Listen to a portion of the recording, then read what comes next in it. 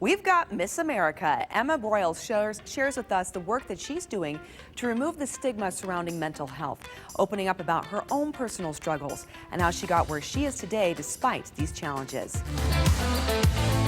I'm Melissa Paul, and this is Idaho Today.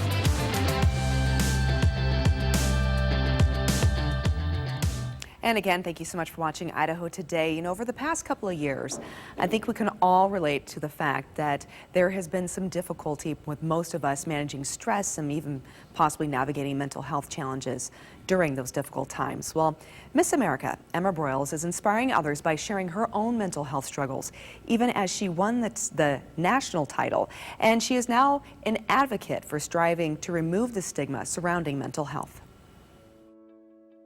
Miss America 2022. Emma, it is so good to meet you, and congratulations, because you have set, pretty much a piece of history, because you're the first Miss Alaska to be crowned Miss America.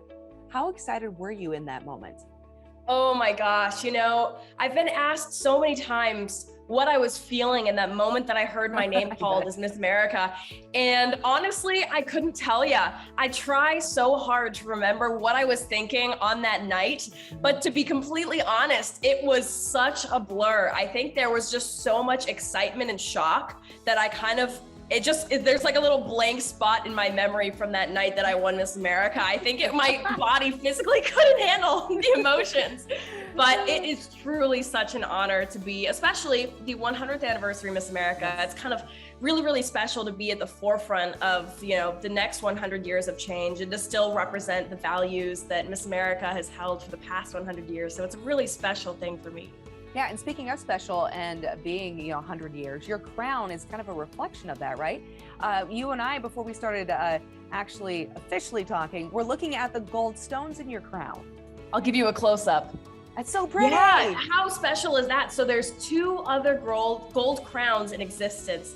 And it was one for the 50th anniversary and one for the 75th, and now for the 100th anniversary. So it's really kind of a monumental crown that represents such a monumental time for this organization. So it's a very special thing to get to have it on my head and in my closet for years to come, right? Hey, no, girl, we're gonna have to get you like a display case. That's right? No closet. All right, well, and there's a lot of big moments here, right? So 100th anniversary, you got a very special crown. And it's all also a part of a very unprecedented time, right? Because we're going through this pandemic, we're going through COVID, which you've been very transparent about. So, and I know a lot of people watching can really relate. We've all been through our own challenges. Tell us some of those moments that you kind of noticed that, wow, things are a little bit hard for me at this currently. So I had undiagnosed ADD my entire life. And it wasn't until I was a freshman in college, so this was about 2 years ago, that I realized that this probably isn't normal and that my brain was operating at a different level than that of my peers. And when COVID hit and I was stuck in my dorm all day, every day, taking, 21 credits from my computer, it had a really big strain on my mental health. I think especially because I just completely lost that motivation to perform well in school. And it really was that kind of low point that propelled me into the future, because all of a sudden I went ahead and I got diagnosed and treated for ADD, and I got, on medication, which really changed my life. I got my dermatillomania under control. I worked really closely with my dermatologist.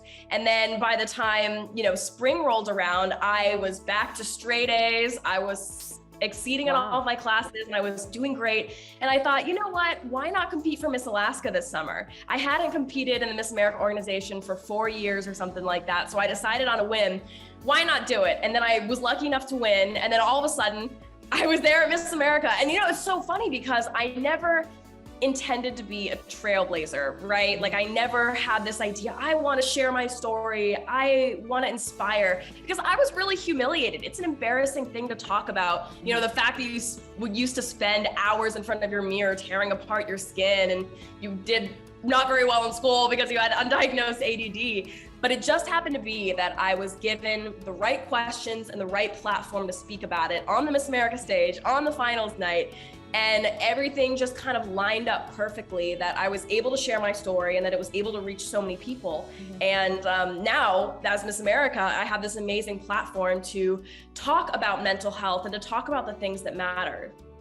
Yeah, I think it also comes down to timing, right? You're the right role model that everybody needs right now. People want to follow your journey, and they want to know what's next for you. Where do they go? What do they do?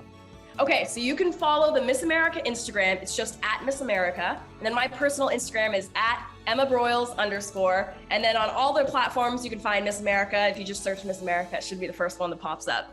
Wonderful. Emma, thank you so much. Greatly appreciate you taking the time, and a big congratulations. Trailblazer. Thank you so much. A positive role model that is so needed at this moment.